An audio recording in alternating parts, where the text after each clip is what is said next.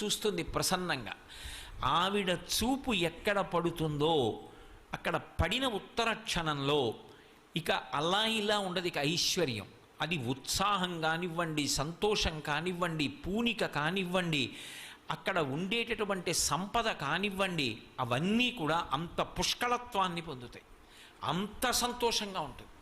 అందుకే ఆవిడ చూపులలోంచే అంతటి అనుగ్రహ ప్రసరణం చేసింది. అందుకే ఐశ్వర్యం ఎక్కడి నుంచి ఇస్తుంది అంటే ఆమె యొక్క చేతిలోంచి ఇస్తుంది అని చెప్పడం సాధ్యం కాదు. అందుకే లక్ష్మీ కటాక్షము అంటూ ఉంటారు. ఆవిడ చూపు పడితే చాలు, ఒక్కసారి అలా ప్రసన్నంగా చూసిందా, ఇక అక్కడ ఎంత ఐశ్వర్యం ఏర్పడుతుంది అనేటటువంటి దాని గురించి చెప్పడం ఎవరికీ సాధ్యం కాదు. అయితే మీరు ఒక్క విషయం జ్ఞాపకం పెట్టుకోవాలి. నేను ఐశ్వర్యము ఐశ్వర్యము ఐశ్వర్యము అన్న మాట వాడుతున్నప్పుడు కేవలము నేను సంపద గురించి